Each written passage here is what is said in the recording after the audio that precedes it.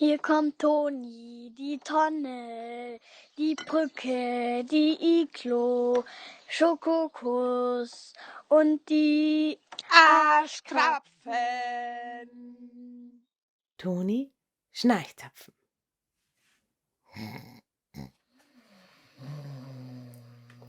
Oh ja, es ist mal wieder soweit. Toni besucht die Erde. Aber in welcher Form, das steht noch nicht fest. Wir blicken also über Wiesen, Felder und Wälder, ob da nicht... Halt! Da ist was. Hör mal.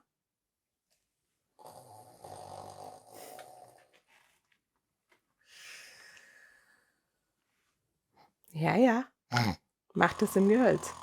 Was ist das und wo kommt es her? Fahr mal näher ran. Ja, noch scharf stellen. Oh, da.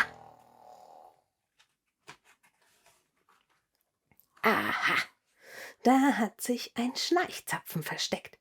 Ob der wohl Tonis Interesse weckt? Ich glaub da ja nicht dran.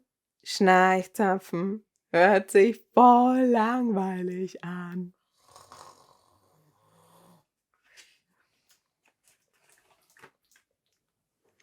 Aber Ivo, Toni denkt sich hinein und fragt, wie es ist, ein Schnarchzapfen zu sein.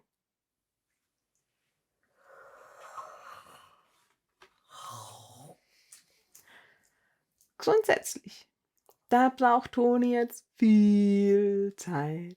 Deshalb besprechen wir ab sofort in 0,75 Geschwindigkeit. Halt. Langsamer.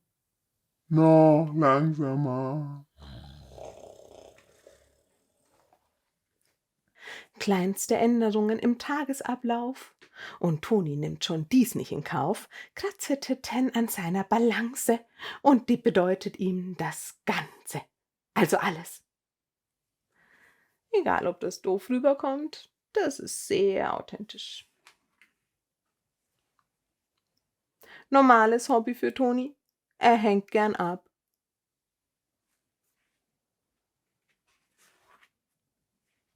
Und dabei lässt er sich gehen, was er nicht merkt.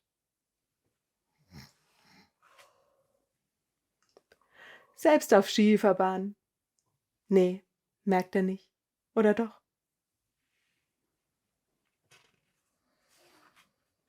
Schläft im Stehen.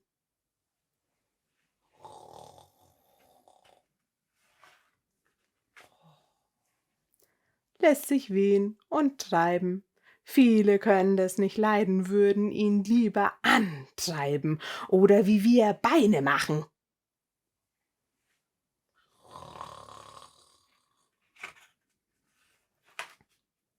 Merke, Schnarchzapfen machen keine halben Sachen. Sie kommen nicht in die Puschen, schon aus Prinzip, gib mir die Deckweiß.